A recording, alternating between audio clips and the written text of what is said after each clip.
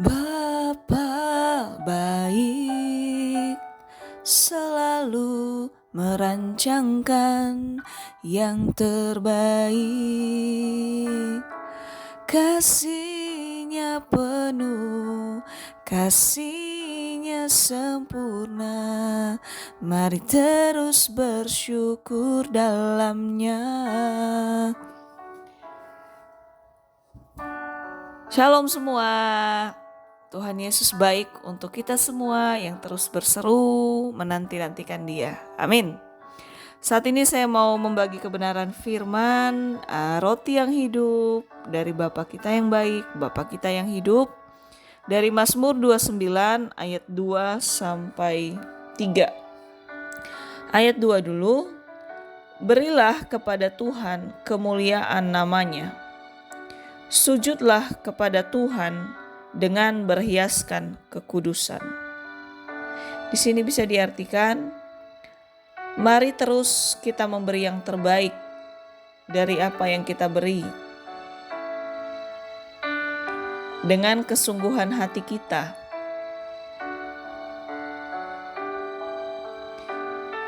Dan menghampiri kasih Tuhan dalam hidup kita dengan hati yang tulus.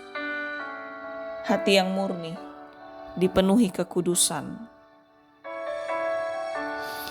Jadi mungkin ini kita diingatkan lagi dalam perjalanan hidup kita.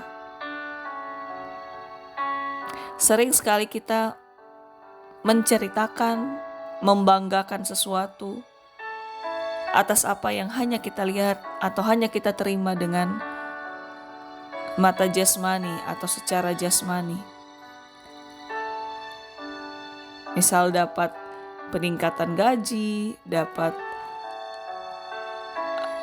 rezeki mobil baru, rezeki rumah baru, atau dikasih voucher liburan sama orang tertentu, atau orang-orang yang baik banget sama kita. Kita akan dengan gampang menceritakan itu kepada orang lain. Tapi kenapa kalau tentang Tuhan, sering sekali bibir kita terasa keluh untuk menceritakan tentang kebaikan Tuhan? Bisa karena udah terlalu sering terima kebaikan Tuhan, jadi terasa biasa aja. Atau kita belum cukup berani untuk bersaksi. Takut ditolak, takut dicibiri, atau dianggap aneh. Itu sering banget terbersit dalam hati dan pikiran saya juga sih. Kadang bingung bagaimana menyaksikan kasih karunia Tuhan kepada semua orang, apalagi yang gak kenal Tuhan. Tapi di sini Tuhan ingatkan lagi, berilah kemuliaan untuk Tuhan. Jadi walaupun kita masih belum di tahap bisa berseru-seru secara lantang di depan semua orang, tapi minimal dari hati kita, dari kesadaran hati kita terdalam, setulus-tulusnya, apapun yang kita terima secara jasmani, itu tetap atas kemurahan Tuhan. Kita jangan pernah lupa itu.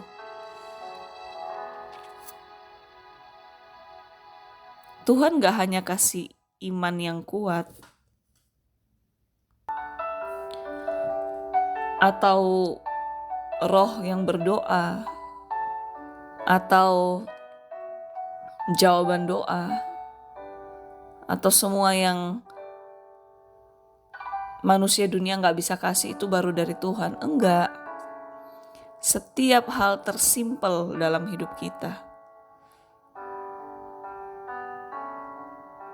itu pasti terjadi atas campur tangan Tuhan. Atas kasih-Nya buat kita. Jadi kasih Tuhan gak terbatas sama hal-hal yang mulu-mulu tentang surga aja. Enggak.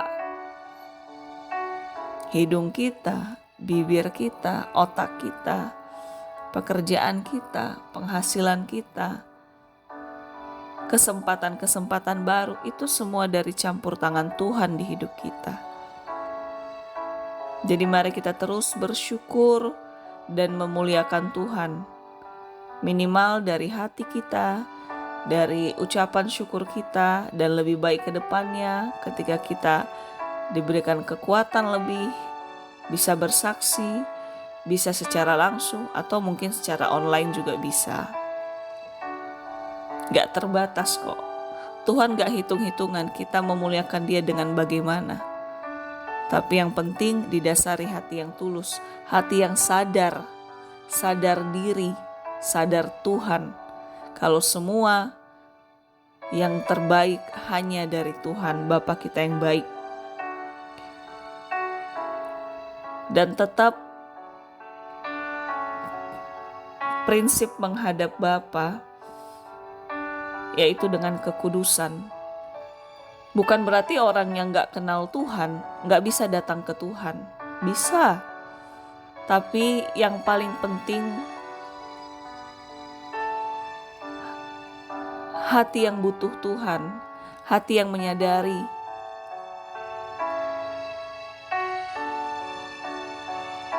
kalau hidup gak ada gunanya tanpa Tuhan.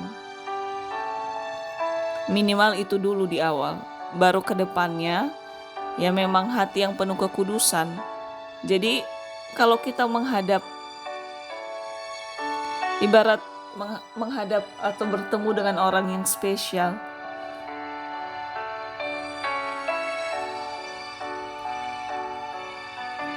pasti kita menggebu-gebu untuk bertemunya. Kita gak akan bawa ini itu dulu karena menghalangi kita cepat ketemu.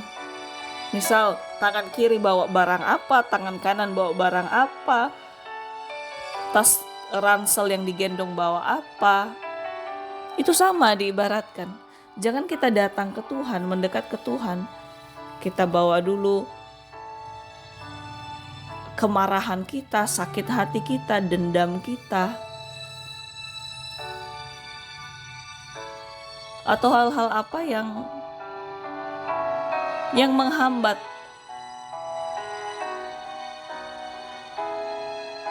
pertemuan kita dengan Tuhan. Karena buat Tuhan itu semua gak berarti. Yang berarti buat Tuhan hati kita. Kita bawa hati kita aja. Sekalipun mungkin hati masih berisi luka, kekecewaan, ya kita kesampingkan dulu itu. Puji Tuhan bisa membereskannya di hadapan Tuhan. Tapi kalaupun belum, tetap yang utama kita rindukan dulu Tuhannya. Bukan malah rindukan Tuhan balas dendam untuk dendam kita. Seolah berdoa rohani tapi isinya supaya Tuhan balaskan dendam. Yang enggak juga, enggak akan dijawab. Karena kembali lagi Bapa kita kudus. Jadi Bapa kita akan ibarat langsung connect dengan hati anak-anaknya yang kudus. Dengan hati anak-anaknya yang tulus mengharapkan Bapa seutuhnya. Karena kalau hati kita masih banyak ini itu, masih cemar ini itu, berarti kita datang ke Bapa gak tulus jatuhnya. Kita hanya untuk ngelapor aja, kondisi hati lagi kayak gini, kondisi pikiran lagi kayak gini. Emang kita bisa datang ke Tuhan dengan menyerahkan pergumulan kita, meminta tolong ke Tuhan. Tapi ada bedanya kalau kita menyembah Tuhan. Menyembah artinya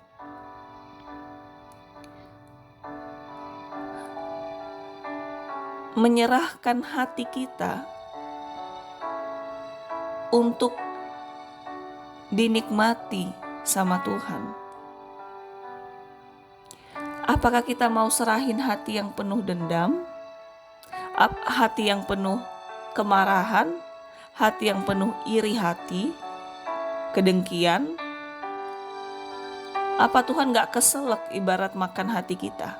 Ibarat kalau dimisalin itu makanan, apa gak keselak?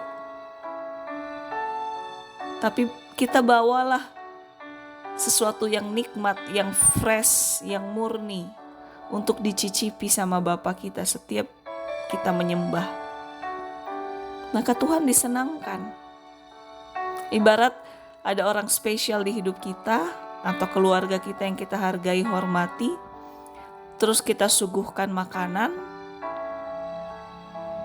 Karena udah lama gak ketemu, kita jamu. Terus yang kita suguhkan ternyata makanannya udah agak basi, makanannya udah dingin banget, makanannya gak mateng, makanannya udah mulai agak berbau, banyak lalat. Ya itu sama. Kalau hati masih ada kebencian, kedengkian, ya ibarat makanan yang ada lalatnya, makanan yang udah agak bau busuk, bau kedengkian, bau iri hati, bau dendam. Masa kita kasih hati yang seperti itu sama Tuhan? Masa kita kasih makanan seperti itu misal sama orang yang kita kasihi? Enggak kan? Sama orang yang kita kasihi pasti kita persiapkan bahan makanan terbaik, terfresh. Kalau pintar masak, dimasak dengan baik. Atau kalau enggak pintar masak, dibeli yang terbaik kualitasnya. Terus kita jamu, kita kasih makanan yang terbaik. Bukan hanya supaya orang yang nikmati makanan muji kita, bukan. Tapi karena kita menghargai, mengasihi, kita pasti mau kasih yang terbaik. Jadi tinggal dibalik. Kalau kita menghampiri Tuhan, mendekati Tuhan, menyembah Tuhan, berdoa sama Tuhan, tidak memberikan hati kita seutuhnya, hati yang baik untuk Tuhan, untuk doa, untuk nyembah Tuhan, sama aja kita gak anggap Tuhan itu sesuatu yang berharga di hidup kita. Karena kita gak kasih yang terbaik. Itu pasti otomatis. Seperti pemisalan tadi, kita pasti kasih makanan yang enak, makanan yang fresh untuk orang-orang yang spesial, yang kita hargai di hidup kita. Supaya orang yang nikmati makanan yang kita sediain senang, kenyang, puas. Kita pun senang. Wow. Jangan kita izinkan, jangan tegalah kita. Bapa kita yang udah baik banget, yang selalu menyediakan lebih daripada makanan jasmani, semua yang terbaik setiap saat dalam hidup kita. Dan Tuhan hanya minta satu, hati yang tulus buat Dia, dan itu pun kita gak mau kasih. Yang kita kasih malah hati yang bolong-bolong, hati yang udah agak bau busuk sama dendam, iri hati, sungut-sungut, mengkritik Tuhan.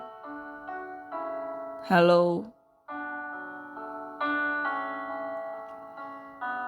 Mungkin saya pernah cerita di beberapa YouTube kemarin. Mendekat sama Tuhan seperti hubungan suami istri. Emang ada pada saat mau berhubungan suami istri, langsung bersungut-sungut, langsung ngomong tentang sakit hati, bla bla bla. Pasangan kita jadi gak nafsu lagi buat berhubungan. Ngapain ini? Bukan malah menikmati hubungan, malah ngoceh terus, marah-marah terus. Gak jadi, gak nyambung. Jadi gitu juga sama Tuhan. Tuhan rindu hati kita. Bukan berarti Dia gak peduli kondisi hati kita yang sedang terluka, tapi Dia rindu hati kita yang tulus mau mendekat sama Dia. Masalah hati kita mungkin masih terluka, masih sedih, itu gampang banget Tuhan pulihkan. Tapi kalau kita mendatangi Dia gak tulus, hanya supaya doa kita dijawab aja, hanya supaya sakit hati kita terbalas, dendam kita terbalas, ya betapa gak berharganya Tuhan. Betapa hanya menganggap Tuhan sebagai mesin pemuas nafsu kita aja, kayak mesin ATM yang ngeluarin duit aja. Betapa berharganya Tuhan di hidup kita. Jadi mari setiap hari kita bawa masakan yang lezat untuk dicicipi sama Bapa kita yang spesial, yaitu hati kita yang tulus, yang kudus, yang selalu tulus dan akhirnya dikuduskan sama Bapa kita yang baik. Amin. Terus ayat 3. Suara Tuhan di atas air, Allah yang mulia mengguntur, Tuhan di atas air yang besar. Wow. Di sini bisa diartikan Tuhan di atas air, bisa berarti Tuhan selalu ada di atas masalah, di atas pergumulan, di atas apapun yang terberat yang memang harus kita alami. Karena kuasa Tuhan lebih besar daripada kuasa masalah, kuasa pergumulan, kuasa tekanan, himpitan.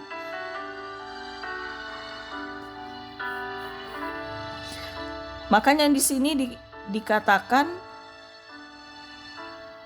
kuasanya ibarat mengguntur, ibarat seperti petir. Seketika dapat menyambar, dapat meremukkan, menghancurkan setiap apa pergumulan, setiap apa tantangan, himpitan itu gampang banget untuk disambet sama petir kuasanya Tuhan. Dan kuasanya yang bisa meluputkan, membebaskan kita, melepaskan kita dari jerat tekanan yang terlalu menekan atau menyiksa hidup kita. Alasannya satu, karena di hatinya Bapa selalu peduli dan mengasihi kita. Apakah hati kita begitu juga? Wow, kita ditegur lagi di sini.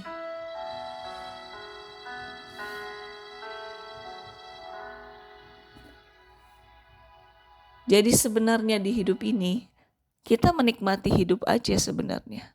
Kita bukan menikmati hidup harus ada yang mewah dulu di hidup kita, harus begini, harus begitu, enggak. Tergantung kita mandang Tuhan atau mandang sesuatu yang spesial di dunia. Kalau kita mandang Tuhan, lebih berharap sama Tuhan daripada apapun, kita sebenarnya menikmati kok di bumi ini. Proses pun kita nikmati. Bahkan kalau lebih dalam kita syukuri. Karena Tuhan janji di sini, Dia ada di atas segalanya.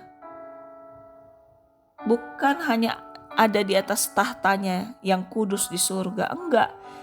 Tuhan berkuasa di atas segala rasa sakit kita, rasa hancur hati kita, pergumulan kita, tekanan bertubi-tubi, hantaman, cibiran orang sama kita. Tuhan ada di atas itu. Kasih-Nya ada di atas itu. Penyertaan-Nya ada di atas itu. Kuasa-Nya ada di atas itu. Jadi kalau Tuhan udah janji kuasa-Nya ada di atas masalah kita, kasih-Nya lebih besar dari proses yang kita alami. Perlindungan-Nya lebih besar daripada himpitan yang kita alami. Kenapa kita harus was-was 100%?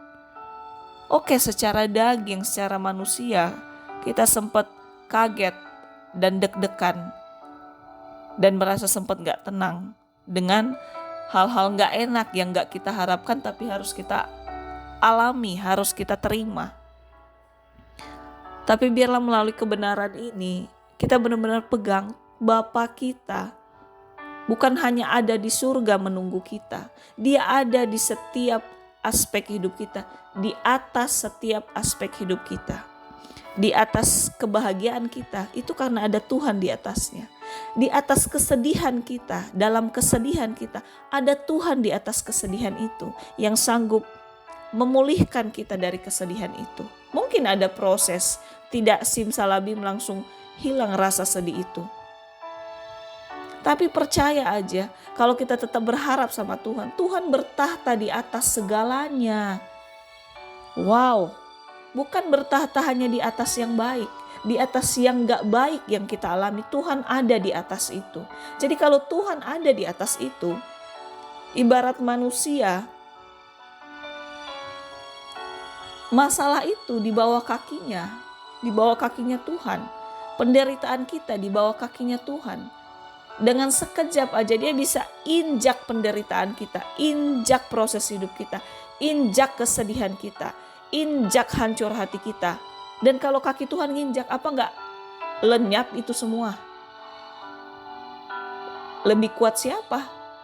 Kuasa Tuhan atau kuasa masalah, kuasa kesedihan? Semua yang enggak enak yang sedang harus kita alami. Jadi halo, kita enggak sendiri. Kamu gak sendiri, halo.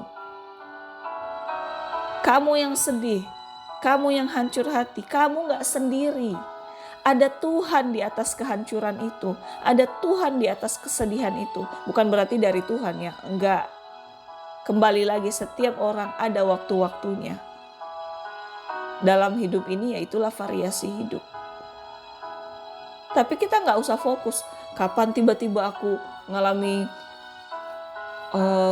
rasa sakit, kapan tiba-tiba aku ngalami kegagalan, kapan tiba-tiba aku ngalami cibiran dari orang. Enggak usah kita imani juga. Kita selalu imani yang baik. Tapi kalaupun itu harus memang kita jalani, percaya aja ada Tuhan di atas itu. Ada Tuhan di atas semua yang gak enak yang sedang kita alami. Jadi lebih baik kita fokusnya ke Tuhan, karena semua itu di bawah kakinya Tuhan, gampang dihancurin sama Tuhan, diinjek sama Tuhan. Tapi Tuhan tunggu hati kita yang tulus dulu. Bukan karena Tuhan hitung-hitungan, no. Tapi Tuhan mau lihat, benar-benar kita butuh pertolongan Tuhan gak? Orang yang butuh pertolongan dari seseorang, dia pasti akan, ayo tolong dong, kamu baik kok, kamu bisa tolong aku. Dia pasti akan fokus untuk minta tolong, untuk minta masukan. Dan pasti dengan sopan, dengan baik. Gak mungkin minta tolong ke orang sambil marah-marah, sambil nyalahin orang itu, ya gak mungkin, makin gak ditolong. Atau gak mandang orang itu, ngebelakangi, tolong ya gini-gini, gak mungkin.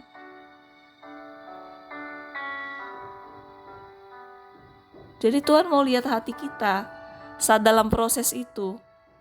Hati kita benar-benar mau gak ditolong sama Tuhan? Kalau hati kita mau ditolong sama Tuhan, ya kita berseru, berserah penuh, dan menanti-nantikan pertolongannya yang sempurna. Karena hanya Tuhan yang ada di atas semuanya.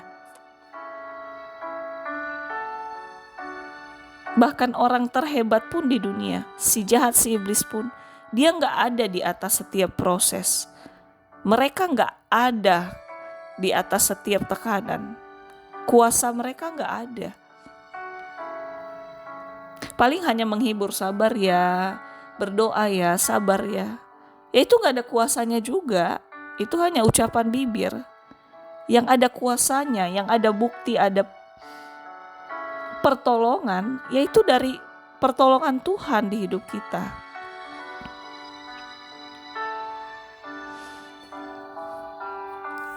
Jadi dahsyat banget kan? Petirnya Tuhan. Dia bukan hanya menginjak segala apapun yang menekan hidup kita. Dia bahkan bisa menyambar dengan petir kuasanya, petir kasihnya, petir mujizatnya. Begitu gampang buat Tuhan. Jadi bagian kita bersyukur Tuhan ada di atas segalanya untuk menolong kita pada akhirnya. Dengan petir kuasanya, dengan injakan kakinya menghancurkan segala yang gak enak di hidup kita. Tuhan ada, Tuhan tolong. Kita gak pernah sendiri menghadapi apapun. Bersyukurlah kita bagi setiap yang berharap sama Tuhan, Bapa kita yang baik, yang kasihnya sempurna buat kita semua. Amin. Terus di Mazmur 29 ayat 4. Suara Tuhan penuh kekuatan, suara Tuhan penuh semarak.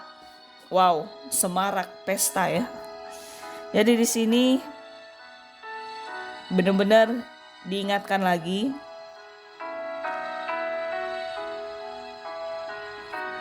betapa ajaibnya Tuhan. Hanya dengan suaranya, hanya melalui ucapannya, mujizatnya, kuasanya itu bisa terjadi hanya dengan ucapan.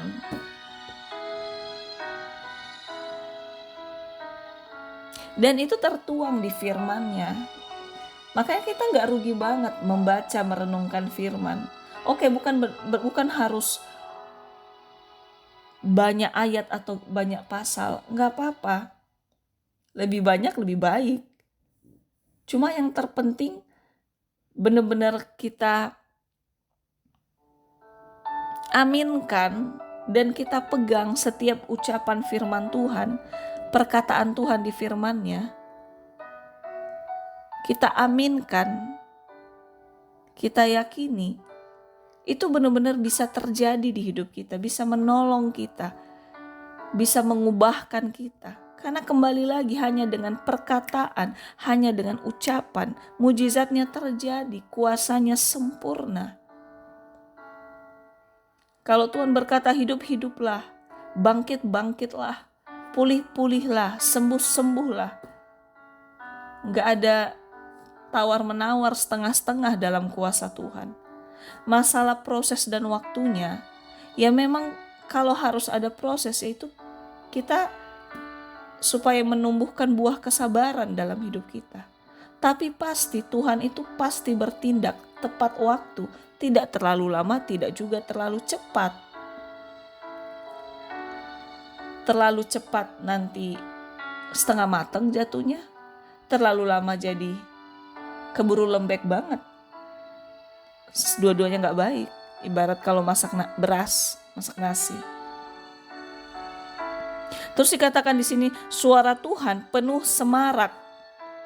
Itu berarti janji-janjinya Tuhan itu pasti mendatangkan damai sejahtera yang sesungguhnya, sehingga rasa damai itu membuat kita semarak, membuat kita memuji Tuhan dengan otomatis, karena hati kita senang, hati kita merasakan damai, kekuatan damai dari Tuhan, dari janji-janjinya yang kita alami. Jadi benar-benar di hidup ini kita emang gak bisa megang apa-apa selain firman Tuhan, perkataan Tuhan yang benar. Karena semua di hidup ini bisa berubah-ubah, ilmu pengetahuan aja bisa berubah-ubah. Makin tahun makin ada penemuan yang baru. Dari barang-barang, dari aset, dari mata uang, dari deposito, bunga bank, semuanya bisa berubah-ubah. Bunga kredit juga berubah-ubah. Makin tahun bisa makin naik atau makin turun. Emas bisa makin naik atau agak nurun kalau ada goncangan di mata uang. Jadi benar-benar marilah kita pegang yang benar-benar gak berubah. Apa sih yang gak berubah? Ya Tuhan di hidup kita, kasihnya gak pernah berubah, gak pernah berkurang sedetik pun, semili pun gak berkurang. Begitu juga kebenaran firman-Nya, gak pernah ada revisi firman Tuhan, gak pernah ada pembaruan firman Tuhan tiap sekali 5 tahun, kayak SIM, kayak STNK, diperbaharui sekali 5 tahun, enggak. Perkataan Tuhan, firman Tuhan, janji Tuhan, kasih Tuhan, kemurahan Tuhan, semuanya dari Tuhan itu benar-benar tetap dan gak berubah-ubah. Jadi betapa sia-sianya kalau kita memegang yang gak tetap, yang gampang berubah-ubah. Semua di dunia ini gampang berubah-ubah. Hati orang juga bisa berubah-ubah. Kasih orang, cinta orang bisa berubah-ubah sesuai kondisi, bisa. Tapi cintanya Tuhan gak akan berubah. Wow. Jadi mari kita terus bersemarak, mari kita terus bersuka cita untuk firman Tuhan, untuk kebenaran firman Tuhan, untuk janji Tuhan, untuk semua yang Tuhan sediakan. Mari kita bersuka cita, bersemarak selalu. Bukan hanya dapat apa-apa yang mewah secara jasmani kita baru bersuka cita dan bersyukur sama Tuhan. No. Sukacita kita yang pertama kalau kita percaya kebenaran firman Tuhan. Karena itulah harta mahalnya Tuhan untuk kita. Bukan berlian, bukan emas tua berkarat-karat, deposito, rumah mewah, mobil mewah. Itu bukan yang berharga dari pemberian Tuhan. Itu hanya bonus ece-ece dari Tuhan. Karena itu pun kita tinggalkan nanti di bumi. Dan itu jadi debu tanah juga semua. Tapi perhiasan berharga yang Tuhan mau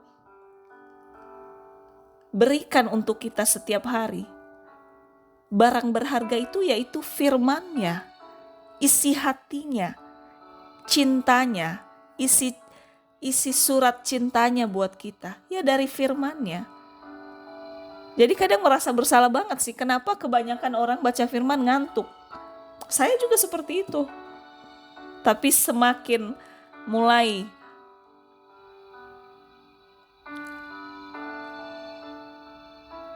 lebih dalam sama Tuhan, kita harus lawan, kita gak boleh ngantuk.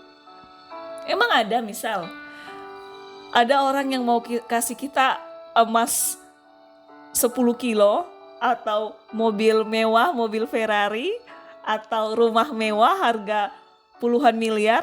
Emang saat kita menerima itu kita ngantuk? Nggak mungkin kan? Nah, kenapa kalau kita baca firman Tuhan kita ngantuk? Agak terlalu kontradiksi ya. Padahal semua yang mewah, yang buat kita senang sekali kalau menerimanya, apalagi dengan cuma-cuma. Hello, siapa yang gak senang sampai hampir gila rasanya ya? Kalau ada yang ngasih 10 miliar gitu, ada yang ngasih rumah mewah cuma-cuma, emas berlian cuma-cuma, siapa yang gak senang banget? Siapa yang ngantuk saat dikasih itu? Enggak kan? Tapi kenapa saat Tuhan kasih firman-Nya untuk kita, saat kita renungkan, kita baca, kenapa kita ngantuk? Ampuni kami Tuhan. Benar-benar lucu sih. Jadi biar melalui kebenaran ini lagi, lucu.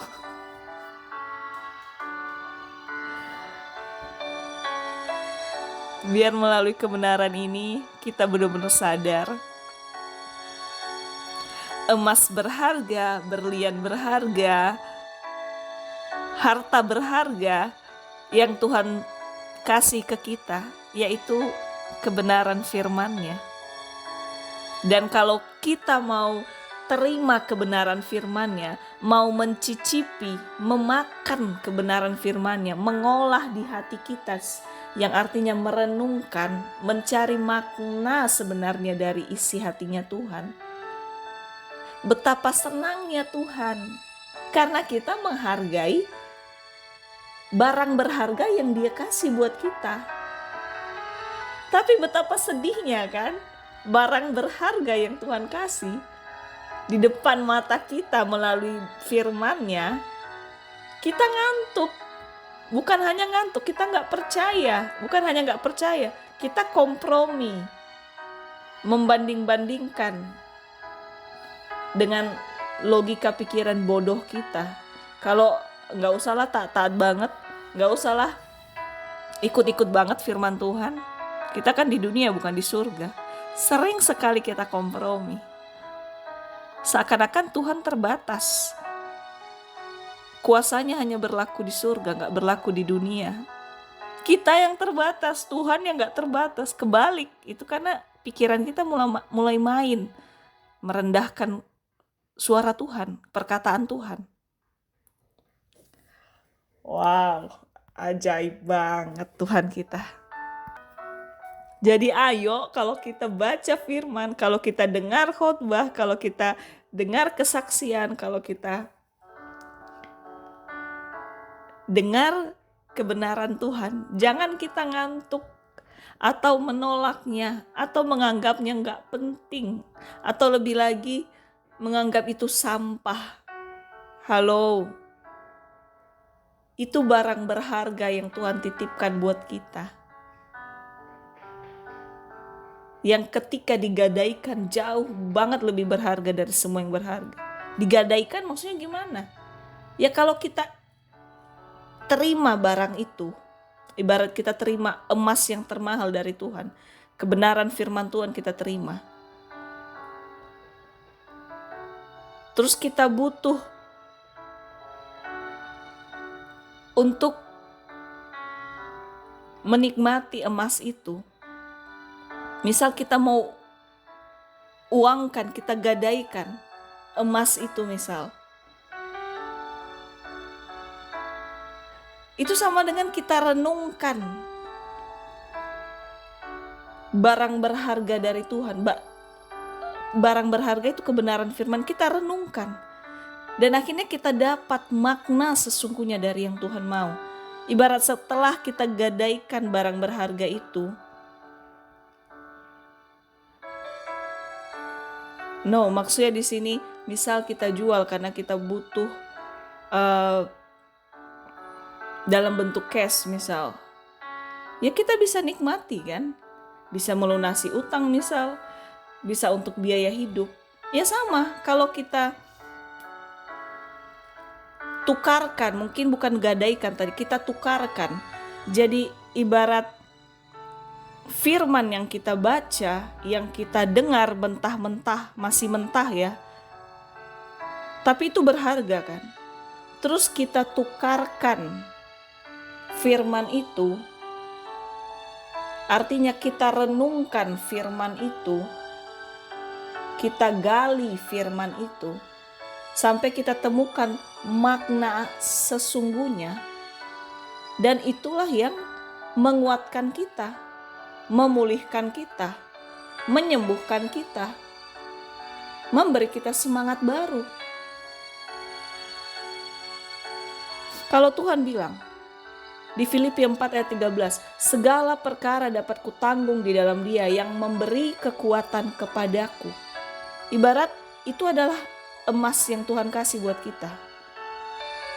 Emasnya dalam wujud firman itu. Tapi kalau kita hanya sambil lalu aja bacanya, ya nggak ngefek apa-apa juga. Ibarat emas itu nggak bisa kita uangkan. Tapi kalau kita terus merenungkannya, segala perkara dapat kutanggung di dalam Dia, kutanggung di dalam Dia. Benar-benar kita resapi, kita pahami lebih lagi. Bahkan kita taruh benar-benar di hati dan hidup kita. Semakin kita serap kebenarannya,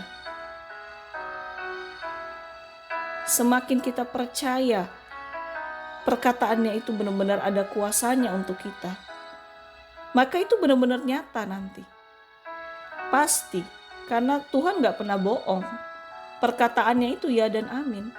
Jadi itu hanya diibaratkan aja, ibarat emas tadi dalam bentuk barang. Bisa kita tukarkan dengan uang dan kita nikmati.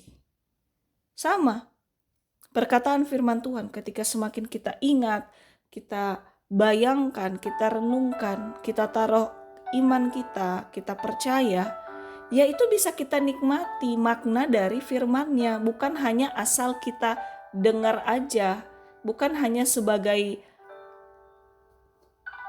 mengenakkan telinga aja. Jangan hanya sebatas itu. Janji Tuhan harus benar-benar kita serap di hati kita. Kita pegang di hidup kita. Kalau benar-benar kita merasa itu berharga, kita pegang, ibarat emas berharga tadi, kita jaga.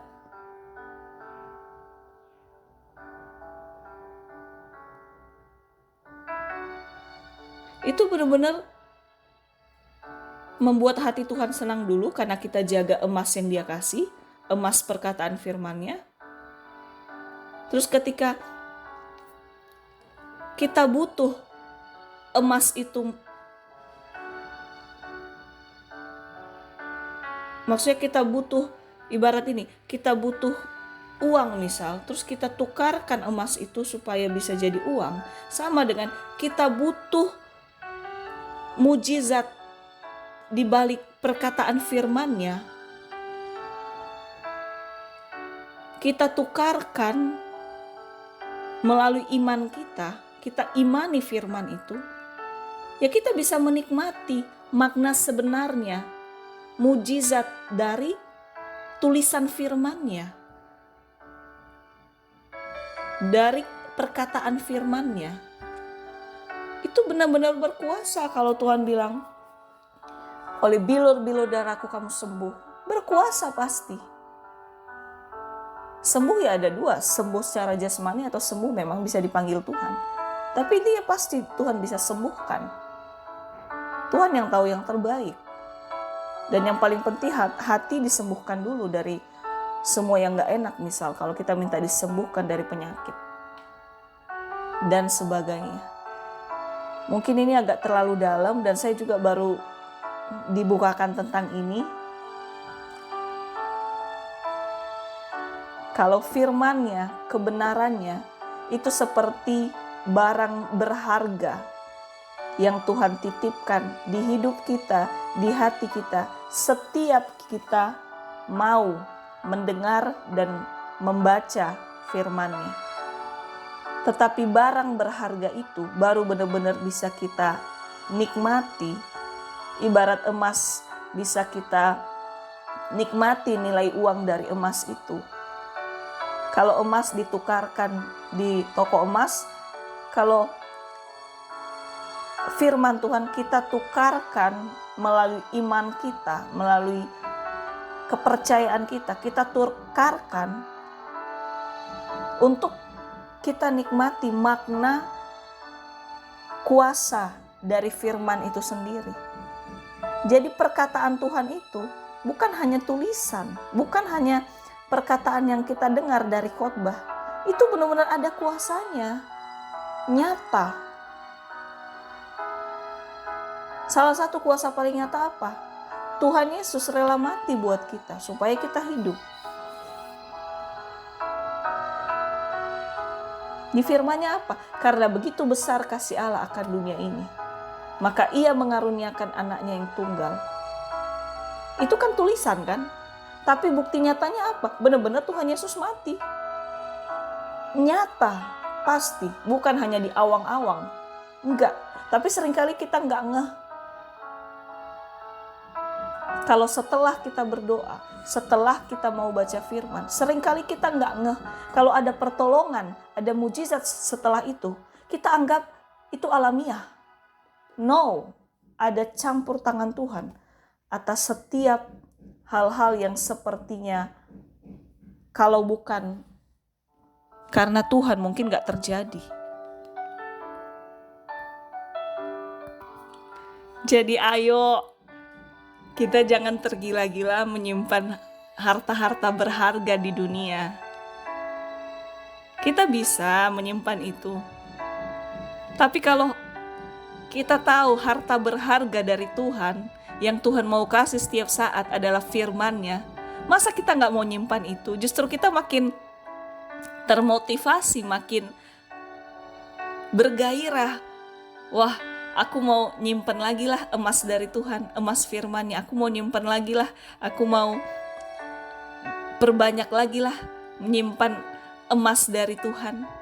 dan emas dari Tuhan, barang berharga dari Tuhan untuk kita, itu gratis Tuhan kasih. Hello. Emang ada emas, kita beli di toko emas itu gratis? Emang ada mobil, kita beli di showroom mobil itu gratis? Rumah, kita beli rumah, emang gratis? Enggak. Padahal kuasanya apa? Ya sebatas kepuasan aja. Dan itu semua akan jadi debu tanah kan? Tapi barang berharga yang Tuhan kasih buat kita, udah Tuhan kasih gratis firman-Nya, tinggal baca di Alkitab, tinggal dengar dari semua media sosial bisa kalau malas baca. Itu barang berharga. Milik surga, itu barang berharga dari surga, dari Tuhan. Gratis loh Tuhan kasih. Terus kenapa kita gak mau nyimpan barang berharga itu?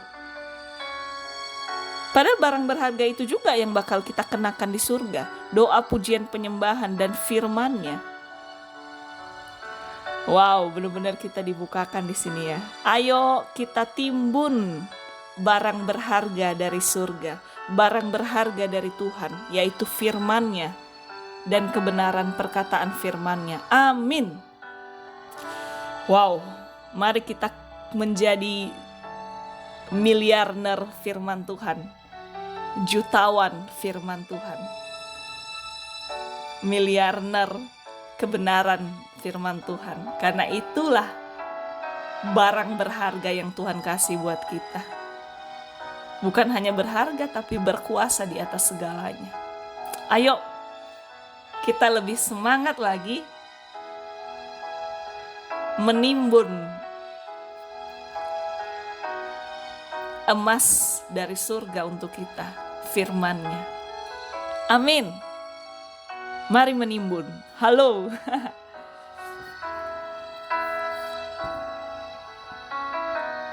Terus Mazmur 29 ayat 5, suara Tuhan mematahkan pohon aras, bahkan Tuhan menumbangkan pohon aras Libanon. Jadi di sini diperjelas lagi. Suara Tuhan itu kan sekarang melalui firman-Nya. Jadi di sini pohon aras Libanon. Jadi pohon aras ini bisa dikatakan pohon yang kuat, yang kokoh, bahkan digunakan juga kayu dari pohon aras ini digunakan untuk membangun bait suci sama Daud kemarin. Jadi betapa kokoh, betapa berharganya kan, betapa mahalnya. Jadi di sini Tuhan ingatkan hanya dengan suaranya aja, hanya dengan firman-Nya aja bisa patah pohon aras itu, bisa tumbang. Jadi ini diibaratkan sama orang-orang yang merasa dia kuat sendiri, merasa hebat sendiri, merasa kaya sendiri, merasa pintar sendiri karena dia sendiri. Tuhan bisa patahkan, Tuhan bisa tumbangkan cepat atau cepat. Karena Tuhan benci banget sama orang yang sombong. Ini juga saya tertegur. Karena seringkali semakin banyak kita tahu ilmu pengetahuan, tahu kemajuan teknologi, bisa aja kita merasa itu ya karena kita haus untuk belajar. Ini Tuhan benar-benar patahkan di sini. Karena Tuhan membenci orang yang tinggi hati dan sombong. Mari kita benar-benar bertobat lagi di hadapan Tuhan. Kalau mungkin hati kita sempat sombong, sempat merasa kita bisa karena kita hebat karena kita kaya karena kita, benar-benar no. Karena kembali di firman-Nya, siapa yang tinggi akan direndahkan, siapa yang rendah akan ditinggikan. Kenapa Tuhan merendahkan yang tinggi? Karena Tuhan yang tertinggi. Tuhan gak mau anak-anaknya lupa diri. Dan tinggi hati gak akan merasakan kuasa Tuhan. Karena kuasa Tuhan itu terjadi untuk anak-anaknya yang penuh kerendahan hati di dalam iman kepadanya. Orang tinggi hati gak akan, sekalipun, sangat hati-hati di sini. Sekalipun banyak tahu, banyak hafal, banyak dengar bisa tentang firman Tuhan, banyak hafal. Dari kecil mungkin di sekolah minggu dulu banyak banget ayat hafalan kan? Di sekolah juga di bagian agama, banyak banget ayat hafalan. Tapi ayat hafalan yang kita hafal itu gak menjamin juga ada kuasa yang nyata dari yang kita hafal firman itu. Kalau nggak benar-benar kita terus menjaga supaya kita rendah hati di hadapan Tuhan. Jangan merasa semakin banyak firman kita hafal, kita dengar, merasa semakin hebatlah kita. No, Tuhan yang hebat. Tetap Tuhan yang hebat. Itu kan firman dari Tuhan. Ya berarti kuasanya dari Tuhan. Kuasa dari firman itu dari Tuhan. Jadi hati-hati banget. Ini saya bukan mau nyentil orang yang tahu banyak firman sih, enggak. Saya juga tersentil. Semakin saya bagi setiap hari tentang apa yang saya dapat, saya tersentil. Bukan berarti saya berkuasa, no. Sama, kita semua sama. Dari debu tanah. Tuhannya yang berkuasa. Jadi tetap kita pegang itu. Bukan berarti kita timbun banyak emas dari surga yang Tuhan titipkan, emas firman-Nya. Bukan berarti kita jadi kaya raya. No, kita kaya raya akan emasnya itu karena Tuhan. Karena Tuhan titipkan emas firman-Nya di hidup kita, barang berharganya di hidup kita. Jadi apapun posisi kita sekarang, baik sedang di atas atau mungkin sedang di bawah, sedang enak atau enggak enak, ayo jangan sampai Tuhan dapatkan kita merasa kuat, hebat karena kita. Tetap semua karena Tuhan. Karena ketika Tuhan dapatkan merasa kuat sendiri, merasa hebat sendiri, dan merasa enggak butuh Tuhan, Tuhan bisa patahkan, Tuhan bisa tumbangkan kehebatan kita itu, kekuatan kita itu yang kita rasa kuat, yang kita rasa hebat. Begitu gampang Tuhan centikkan sedikit jarinya, habis semua. Ya bukan berarti kita rendah hati karena kita takut Tuhan hancurin kita. Enggak, bukan itu maksudnya. Yang Tuhan hancurin bukan diri kita, tapi sifat kesombongan itu. Sifat tinggi hati itu yang Tuhan hancurin. Bukan diri kita, bukan roh kita. Tuhan tetap sayang sama kita karena Dia yang ciptain kita. Jadi jangan mau jadi pohon aras dalam arti negatif. Pohon aras itu berharga, kuat. Tapi kalau ke arti negatif, ya kalau merasa lebih kuat dari Tuhan. Terus di Mazmur 29 ayat 6, Ia membuat gunung Libanon melompat-lompat seperti anak lembu, dan gunung Sirion seperti anak banteng. Jadi gunung Libanon ini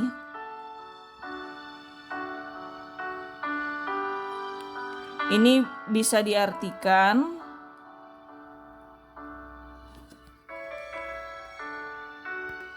ini gunung yang tinggi, gunung yang cantik, gunung yang dibahas juga lah di Alkitab kan. Terus di sini gunung Libanon dibuat melompat-lompat seperti anak lembu. Jadi lembu di sini itu adalah termasuk jenis sapi tapi yang sudah dikebiri. Yaitu secara dari Google ya. Jadi bisa diartikan apa maksudnya gunung Libanon melompat-lompat seperti anak lembu. Jadi diartikan gunung Libanon atau misal pribadi yang kuat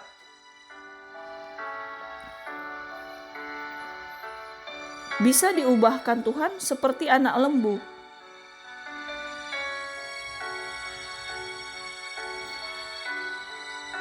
Jadi maksudnya yang merasa kuat tadi, yang merasa hebat sendiri tadi, bisa diubahkan Tuhan. Tuhan bisa ubahkan kalau kita mau menghampiri Dia. Dikatakan di sini kan anak lembu itu sapi yang dikebiri. Ibarat hati yang sudah disunat dulu. Yang sudah disunat kalau di Alkitab kan udah dibersihkan lah. Ibarat kalau sunat kan ada yang dibersihkan kan, ada yang dipotong lah ya. Udah dibersihkan dari sifat-sifat gak baik, termasuk tinggi hati, kesombongan. Jadi setiap yang pernah jatuh di dalam roh tinggi hati, kesombongan, kalau kita mau datang ke Tuhan, Tuhan bisa ubahkan dan potong, habiskan, mengkebiri, menyunat hati kita yang penuh kesombongan, ketamakan, merasa hebat dari Tuhan. Tuhan bisa ubahkan itu. Amin. Terus di sini Gunung Sirion. Gunung Sirion seperti anak banteng. Gunung Sirion ini juga sama seperti Gunung Hermon.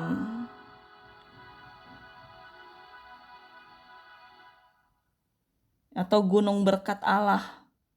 Atau di sisi lain juga selain gunung yang wow, pada saat musim dingin disebut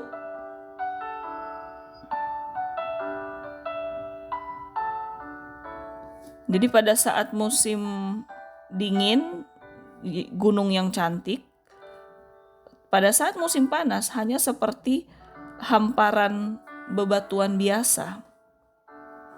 Terus kalau anak banteng maksudnya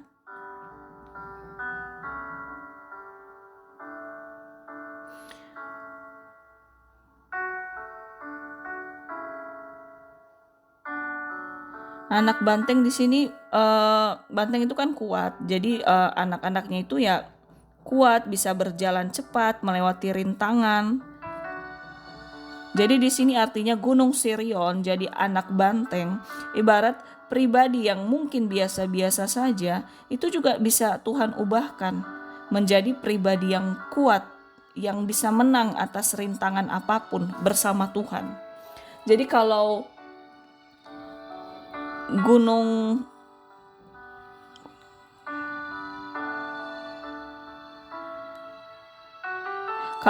Libanon tadi merasa lebih kuat dari Tuhan, Tuhan ubahkan jadi seperti anak lembu.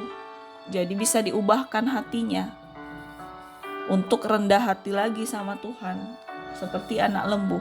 Sedangkan dibalik di sini yang Gunung Sirion yang merasa biasa-biasa aja,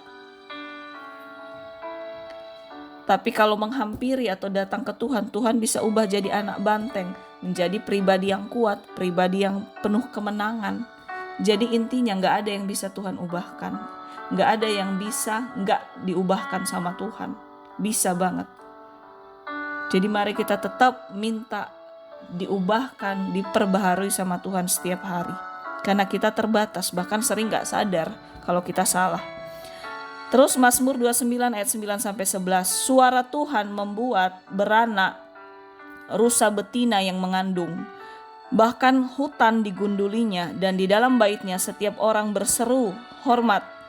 Tuhan bersemayam di atas air bah. Tuhan bersemayam sebagai raja untuk selama-lamanya. Tuhan kiranya memberikan kekuatan kepada umatnya. Tuhan kiranya memberkati umatnya dengan sejahtera. Jadi ini spesial banget ya. Dia bisa membuat beranak rusa betina yang mengandung.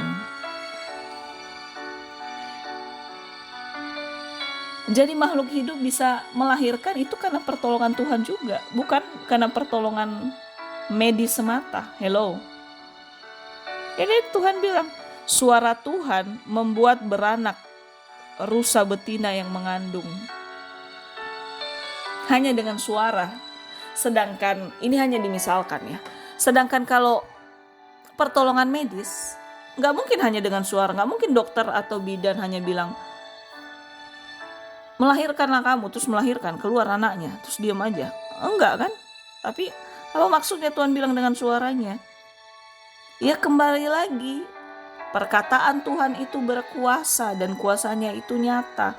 Melahirkan di sini, membuat beranak, bukan hanya tentang jasmani melahirkan, baik binatang maupun manusia, tapi bisa melahirkan mujizat, bisa melahirkan kekuatan baru, bisa melahirkan pemulihan hati dari hati yang penuh kesakitan sebelumnya, bisa melahirkan semua itu.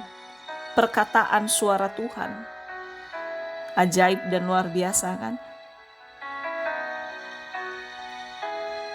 Dan apa yang dilahirkan dari perkataan suara Tuhan itu bisa kita nikmati secara nyata. Dari hati yang hancur, tapi ketika benar-benar berserah sama Tuhan, Tuhan akan melahirkan hati yang dipulihkan untuk kita. Dari pikiran yang mumet karena begitu banyak masalah, saat kita mengandalkan Tuhan, kembali ke Tuhan, berserah sama Tuhan, Tuhan bisa melahirkan pikiran yang jernih kembali sama kita. Melalui firman-Nya, perkataannya bisa secara langsung kita dengar, bisa melalui Alkitab, bisa melalui media online atau audio, begitu luas sekarang. Tapi tetap perkataan Tuhan gak pernah berubah, secara audio, secara dibaca, secara khotbah apapun gak pernah berubah. Dan perkataannya itu melahirkan mujizat, kemenangan buat kita. Amin.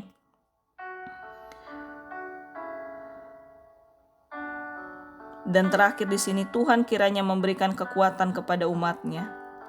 Jelas, tanpa kita minta pun, kita bisa berdiri sampai detik ini, itu karena kekuatan dari Tuhan. Jadi bagian kita menikmati setiap proses rancangan dan bersyukur selalu. Mari terus bersyukur. Tuhan selalu beri yang terbaik. Dia memberikan emas firman-Nya untuk hidup kita. Mari kita menimbun emas kebenaran firman-Nya yang melahirkan kuasa mujizat, kuasa kesembuhan, kuasa jawaban doa di hidup kita. Tuhan Yesus memberkati, Dia baik untuk kita semua. Peluk Tuhan sungguh-sungguh, mari kita timbun emas kebenaran firman Tuhan setiap hari di hidup kita. Amin.